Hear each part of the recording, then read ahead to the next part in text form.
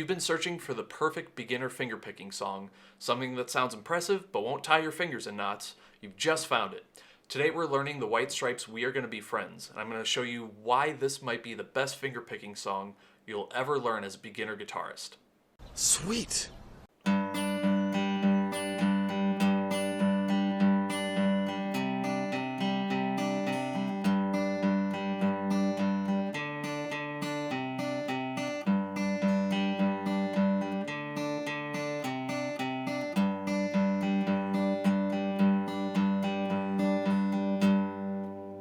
Hey everyone, I'm AJ Hansen of Level Up Your Guitar, where I teach cool songs organized into a structured playlist level by level that make you better fast. If you're new here, welcome. Hit the subscribe button because I post fresh guitar lessons every week now that I'm actually a month ahead on videos, and trust me, you don't want to miss what's coming up. Before we dive in, quick housekeeping. Full tab sheet music for this song is available in the description below.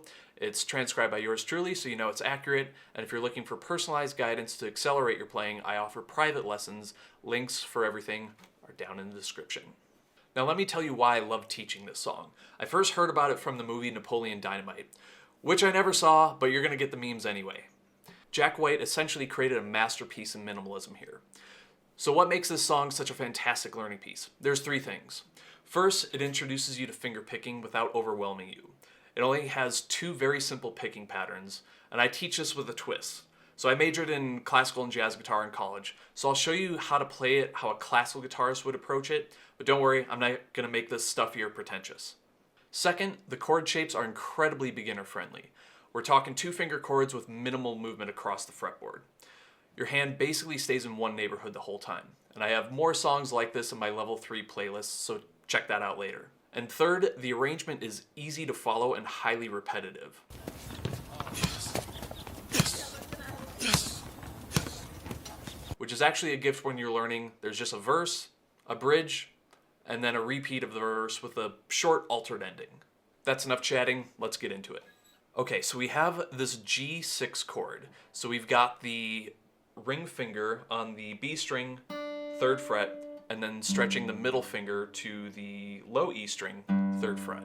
Now, I mentioned before that I was going to teach us how a classical guitarist would approach it with some good technique. So let me break that down. Now, I'm not going to tell you to hold the guitar at an angle like a classical guitarist would, but I'll show you how to position your hand and your wrist for the best playing, and so that you can get more dynamics out of this eventually. So I always talk about the triangles. Now, when you sit with a classical guitar, you've got it at this angle. That makes a triangle. We're not going to go over that. But there's a sneaky triangle right here. You can see some daylight between my arm here. So you've got the soundboard here. That's one part of the triangle. Then your forearm is the next part. And then from your wrist down to your thumb, that finishes the triangle. You can kind of think about it like, I used to play basketball back in the day. When you shoot a basketball, you've got this arch here. That's how you want that triangle to form. Now, when you actually place the fingers, the neutral hand position for picking that gives you the most access to the most amount of strings is where you have your thumb resting on the 6th string, and then your index, middle, and ring finger each grab one of the treble strings. So the G string, B string, and E string. So you could start with just playing these open strings, and your thumb can play the A string and the D string. So that's roughly the neutral hand position. And so your thumb will cover the bass strings, and then the rest of the treble strings are equally divided with the index, middle, and ring. Now the other thing that I want to mention is where to angle the fingers. So usually what I tell people is get your thumb out in front. And the reason for that is you want to think of your fingers and your thumb as lanes of traffic. So your index, middle, and ring are like small cars going down the highway, and then your thumb is the semi going across. And something that I used to do before I started studying classical guitar is I would pick my thumb and then I'd go behind my fingers. And what happens when that semi crosses over into traffic? There's a big mess. So what happens then is when your thumb crosses in back, then the fingers can't move as freely. So you won't have as much control over your dynamics, speed, power, all that stuff. So keep that thumb out in front a little bit, and you want it naturally. You don't need to overextend, but that's that neutral hand position that you want to go for.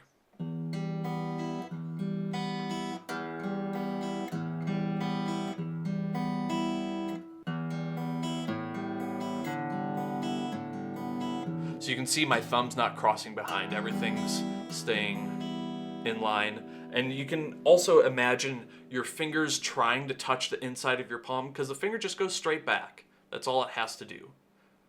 It just won't actually touch the inside of your palm. So you can start with just doing this to get started. So now when we bring our G chord back in, now the picking pattern goes like this. Thumb on the E string, middle finger plucks the B string. So once you've done that a few times, that's the first beat. The second beat, again, starts with the thumb plucking the sixth string, and then the index plucks the third string.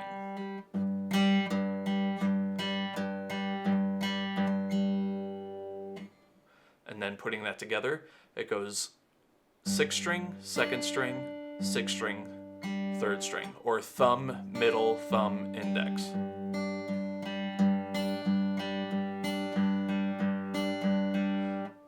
And you do that twice to complete one full measure of this picking pattern.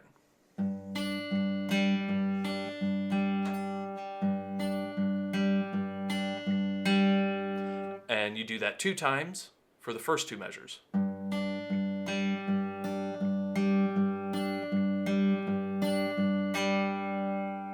Now going into the third measure, we've got this C add 9, so all you have to do is take that middle finger and move it up 1 string to the A string, and then bring your thumb to the A string, start plucking from there, and it follows the same pattern. So it's thumb on the A string, middle on the B string, thumb back on the A string, index on the G string.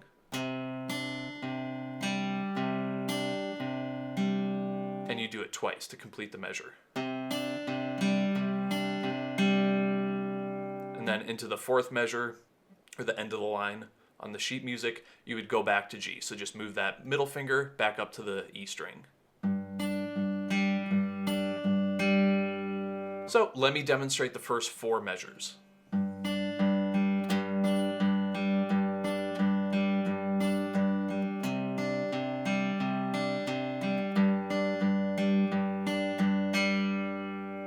Now going into the 5th measure on line 2, that ring finger still doesn't move, so we're going from G to this D suspended second chord. So just peel off the middle finger, ring finger stays, and now put your index finger on the 3rd string, or the G string, 2nd fret. Now you'll notice in the sheet music that the pattern goes thumb, middle, or D string, B string, D string, B string. We're not actually playing this note, so here's my philosophy on this. When you have a simple chord like this, so this isn't some big chunky bar chord, when you have a simple chord like this, I always lean towards holding that extra finger down. So if you do make a mistake in the right hand picking, you'll at least hit a note that belongs in the chord, as to, make a mistake like that and then it sounds totally off. At least that sounds a little bit more pleasant. So even though we're not playing it, put the finger down anyway. Doesn't really cost much more. So again, it goes thumb, middle on D and B strings, and only does that 2 times, and then it switches back to the C chord and goes thumb, middle on A string, B string. So demonstrating measure 5 again.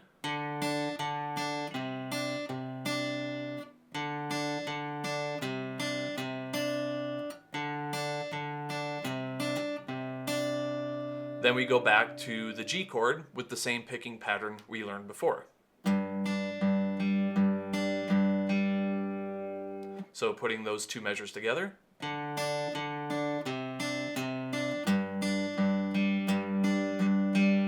And this is a really good spot because now you get both picking patterns back to back. So you get the...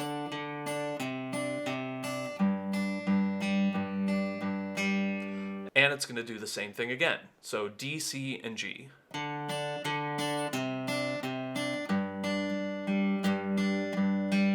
And then the final measure, it's going to play one extra measure of the G chord. Let me play the whole second line of the sheet music.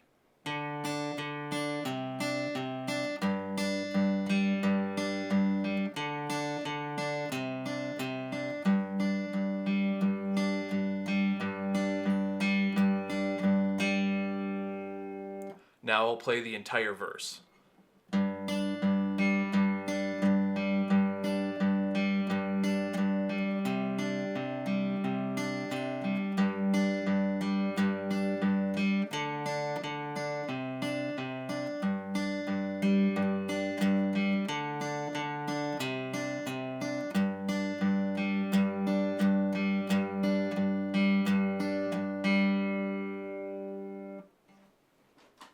So that is the entire verse, and the arrangement of the song, you're going to play that 4 times in a row. So that gets you through most of the song already. Now, next is the bridge. This has a couple different things, including an A major chord. So we'll jump into that now. So we're starting with our C add 9 again, or C chord for short. And now this pattern is just thumb and middle on the A string and B string. And you'll do that 4 times. So that's the first measure of this bridge. And then it goes back into G with the original picking pattern.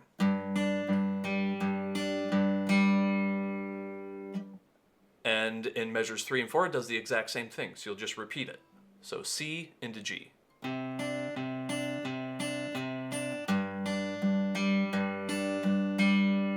So I'll demonstrate the first 4 measures of the bridge.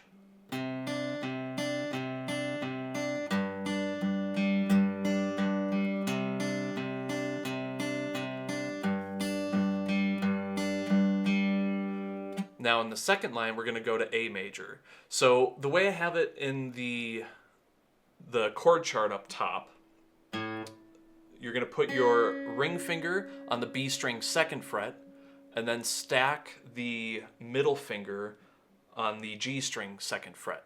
Now a full A major chord, I'm trying to, stay honest with you only need 2 fingers to play this, but if you already know the A chord, you've messed around with it a bit, you just have to stack the index finger on the D string also in the 2nd fret. So you're kind of crammed into a small space here. So if you know this and you're comfortable with it, play it like that. If you want to just keep it simple, you can play it this way. Although, as I'm talking, I'm realizing I'm breaking my rule that I talked about earlier. It's if it's a simple chord, just put them all down. But we're full of hypocrisy here, I guess. Is it not my duty to offer you alternatives? The A chord here follows the same picking pattern that you did in the verse on the C chord. So you'll be starting from the A string, which is open, with the thumb, and then middle finger will pluck the B string. And then you alternate that with thumb on the A string again, and then index plucking the G string.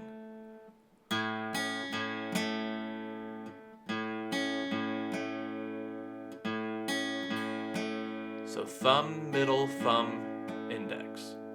And you'll repeat that 2 times to complete the measure. One more time. And the next measure is the exact same thing with A major. And then the next measure goes back to C, and we're just playing 2 strings, thumb, middle, on the A string and the B string. And then we go back to the D chord, and we're just playing the D string with the thumb, and middle finger plucks the B string. So those last 2 measures of the bridge go C to D. Now I'll play the whole second line of the bridge.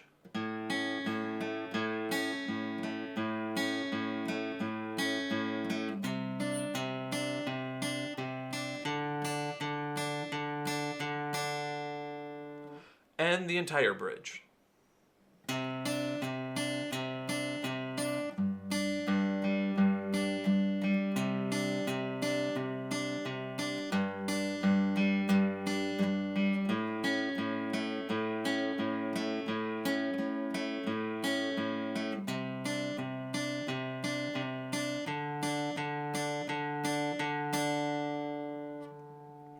And there's the entire bridge. Now we're getting into the last verse, which I just label as the outro, and it's exactly the same as the first verse you did. The only thing that changes is the last two measures a little different. So I'll just demonstrate it, and then we'll talk about the last couple measures where it's different.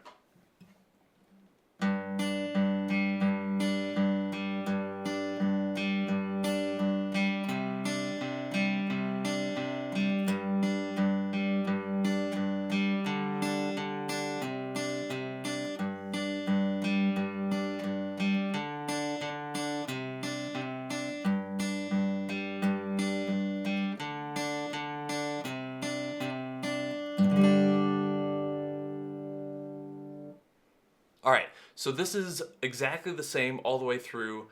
We've got this where you've got the G chord, and then it goes to the D C measure, and then it goes back to G, so we're still the same.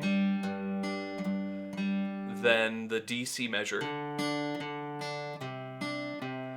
And before, in the earlier verses where we had two measures of the G picking pattern, now we just take our thumb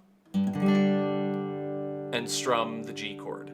Now when you strum it, because this is kind of a more sensitive song or a little bit more laid back, you don't need to strum through it like a laser beam.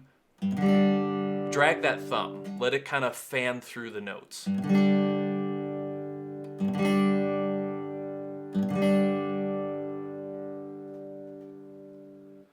And one thing that just popped in my mind, wasn't in my notes, doing that fan strumming, that's one of very few things that you can do to kind of make whole note strumming interesting.